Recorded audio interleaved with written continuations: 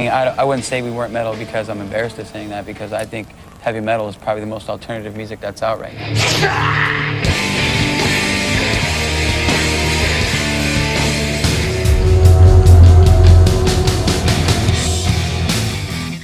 Isa ang bandang Deftones sa masasabi nating humubog at naging matibay na pundasyon ng new metal era. Kahit nga ayaw talaga nilang matawag na new metal band, hindi naman maitatanggi ang hawig ng kanilang tugtugan sa naturang genre, lalo na at sa era na yun din sila nakakuha ng matinding kasikatan. Alam nyo ba mga idol na 2 beses na silang nag-tour sa Pilipinas? Popular rock metal band Deftones rocked Manila Sunday night. They performed at the World Trade Center in Pasay as part of their Koy no Yokan World Tour.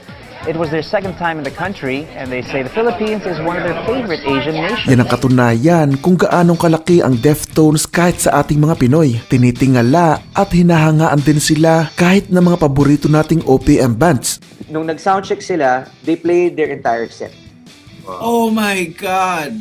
So, and kaya ito a very bittersweet memory na rin for me now because kasama ko si Jamil while watching them. So magkatabi kami ni Jamil on the side of the stage watching the entire set. So basically, we watched them twice that night. Naiiyak ako sa kwento na yun, grabe. Yeah. Pero syempre, Deftones na sila noong minahal natin sila. Sikat na Deftones na ang ating nakilala at malaking banda na sila noong yakapin ng marami sa atin ang kanilang musika. Walang nakakita sa panahong walang pumapansin sa kanila, mga araw na halos itaboy at gawing katatawanan sila tuwing naiimbitahang mag-opening sa tours ng mga sikat na banda. Ang pagbu at paglayas ng mga nanonood tuwing sila na ang nakasalang sa entablado. Halika at ating mas kilalanin ang bandang Deftones. Alamin natin ang napakakulay na kwento ng kanilang karera. Ano nga ba ang dahilan ng pagpanaw ng kanilang bahista at nasaan na nga ba sila ngayon? Pag-usapan nating lahat yan, pero bago ang lahat ay inaanyayahan muna kita mag-subscribe at i-like na din ang video ito bilang suporta sa ating channel. Maraming salamat mga idol. Welcome to another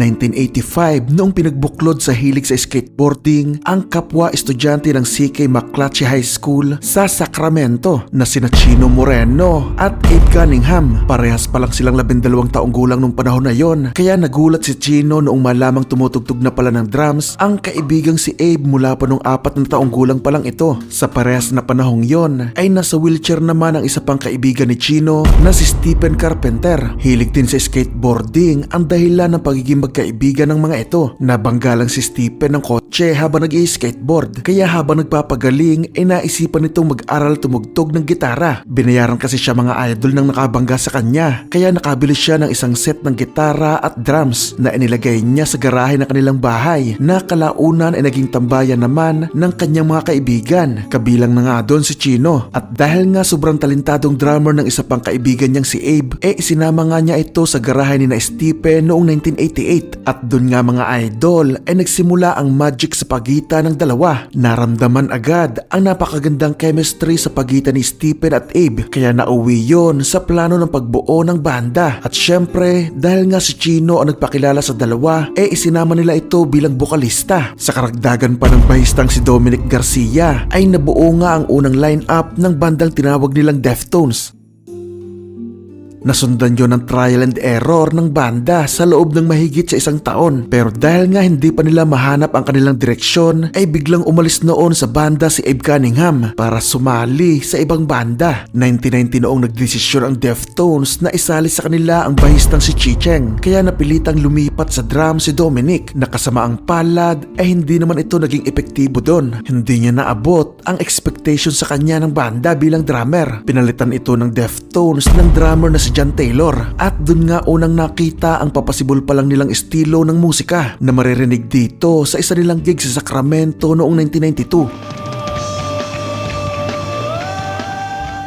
Dito rin sila nagsimulang mag-release ng 2 demo na pinangalanan nila parehas ng Deftones, pero mawawala na noong 1993 si John Taylor dahil muling bumalik sa banda ang founder na si Abe Cunningham. Mula noon ay naisipan na ng Deftones na tumugtog sa labas ng kanilang lugar. Mula nga sa Sacramento, California ay nagtungo ang mga ito at tumugtog sa mga club sa San Francisco at Los Angeles, kung saan nga ay doon nila nakilala at nakasabay ang noon ay babago palang din na banda na Korn. Ang masama lang ay sa panahon ding yun sila nakaranas na bastusin, mabo ng crowd at tumugtog na wala pang 5 ang nanonood dahil naalis na ang mga tao kapag sila na nakasalang sa stage. Katulad na lang ng nangyari noong 1994, nag-closing o naging suporta sila sa gig ng isang banda na nagpapakitang gila sa harap ng record label, at matapos nga mag-perform ng naturang banda ay nag-alisan na ang karamihang mga tao. Halos wala ng 10 ang natitira sa audience, kaya muntik na silang magligpit na lang ng gamit at umalis na lang. Pero dahil nga nasanay na rin sila sa ganong sitwasyon, sa huli ay napagpasyahan pa rin ng Deftones na tumugtog na hindi nga nila inaasahan ang sunod na mangyayari, na isa pala sa mga natirang tao sa venue ay representative ng Mavericks Records, na sila pala talaga ang sadya dahil nakarating pala ang kanilang demo kay Madonna, ang may-ari ng naturang record company. Nakapirma nga sila dito at na-release ang kanilang debut album na Adrenaline noong October 3, 1995, na hindi man bumenta ng ayos ay nakatulong naman ito para unti-unti silang magkaroon ng fanbase.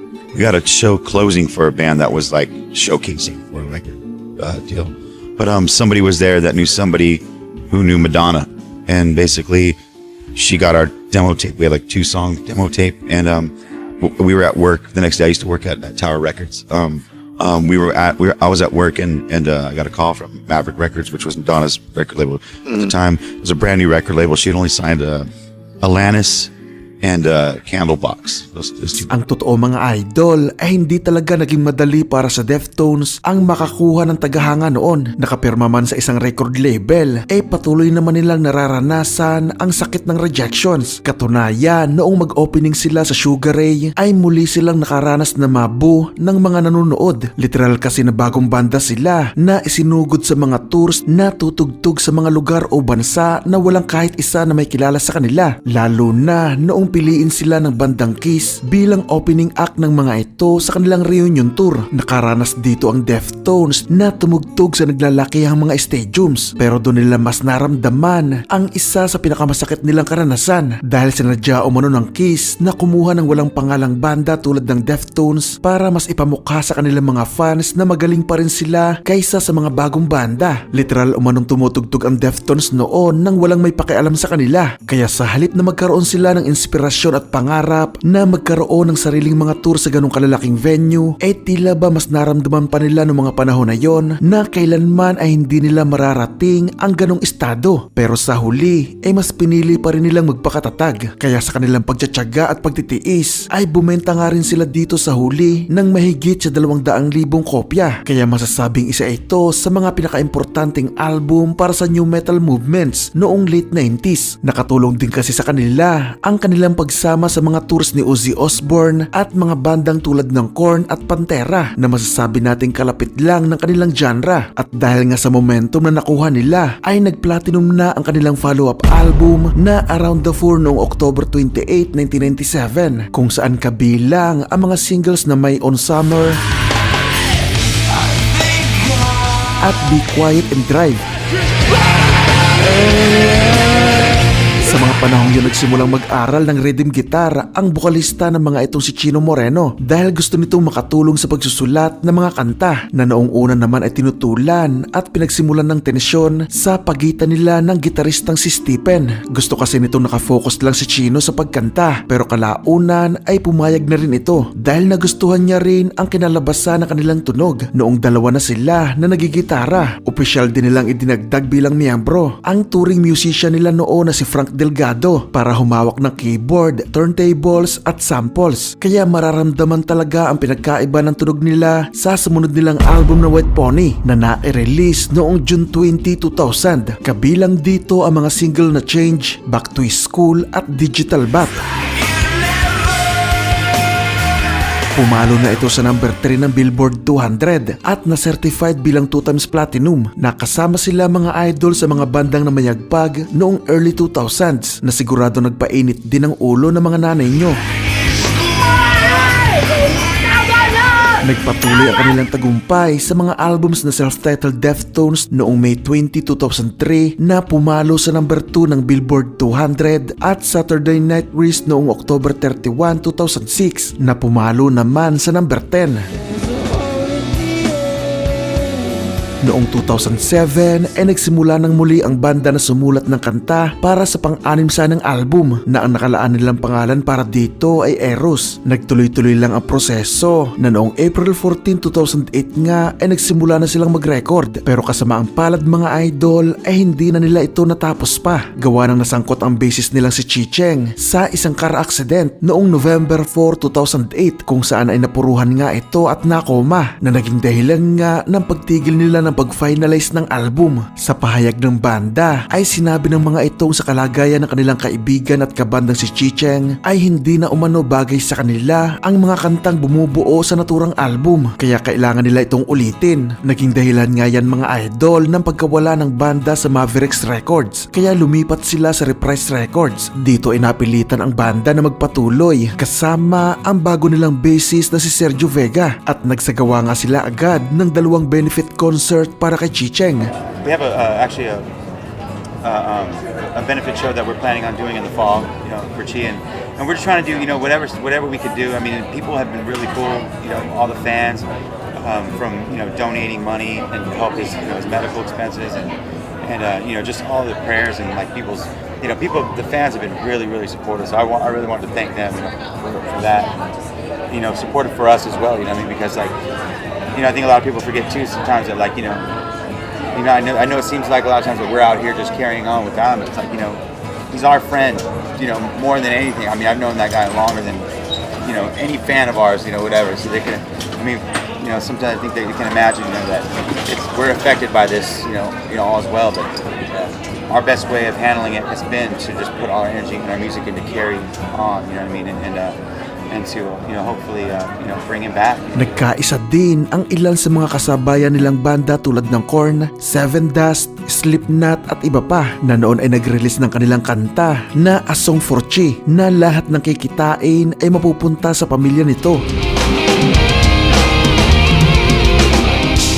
Dahil nga wala pa rin sign noon ng paggising si Chicheng ay nag-umpisa na ang Deftones na magbuo ng bagong album na i-release nila noong May 4, 2010 ang kanilang pang-anim na album na Diamond Eyes na pumalo naman sa number 6 ng Billboard 200. Nasundan ito ng pang-7 album na Koi no Yoka noong November 12, 2012 na pumalo naman sa number 11. Hindi na nagising pa si Chicheng mga idol dahil noong April 13, 2013, 4 na taon na nakalipas mula maaksidente ay tuluyan na itong binawian ng buhay. Nagpatuloy naman ang banda at nakapag-release muli ng album na Gore noong April 8, 2016. Pumalo ito sa number 2 ng Billboard 200 pero hindi na ito bumenta ng maayos. Nasundan pa ito ng album na OMS noong September 25, 2020 na pumalo naman sa number 5 pero katulad ng sinundang album ay hindi na nga rin ito bumenta lalo na at inabot na rin ito ng pagkakaroon ng COVID. Samantala ay umalis naman noong 2021 si Sergio Vega dahil hindi umano nito maramdaman na opisyal siyang miyembro ng banda. Pinalitan muna ito ng kanilang touring musician na si Fred Sablan na ngayong 2025 nga ay tuluyan na itong ginawang opisyal na miyembro. Nakapaglabas pa sila ng pang-10 album na tinawag nilang Private Music noong August 22,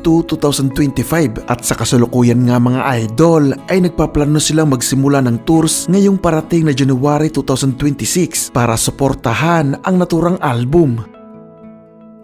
Sinong mag-aakala mga idol na sila pa yung magiging isa sa pinakamatatag na banda mula sa new metal era habang ang iba ay nabuwag na o nawala na sa eksena? Heto pa rin ang Deftones na hanggang sa ngayon ay patuloy pa rin gumagawa at nagbabahagi ng mga bagong musika. Sinong mag-aakala na ang mga dating teenagers lang na mahilig sa skateboard at dumaan sa matitindi at kabi-kabilang rejections ay mauuwi sa pagiging isa sa mga pinakarespetadong banda? Pinapakita lang sa atin ng ng kwento ng Deftones na kung gusto nating maabot ang gusto nating marating sa buhay, ay kailangan nating magtiyaga, tumayo ng mas malakas tuwing nadarapa at patuloy na paunlarin ang kakayahang ipinagkaloob ng may likha. Nagkaroon ang Deftones mga idol ng 10 studio albums, 3 compilation albums, 52 B-sides, 1 video album, 34 na music videos at 26 na singles. Ikaw idol, ano ang nagustuhan mo sa kanilang mga kanta? Pag-usapan natin yan sa comment section.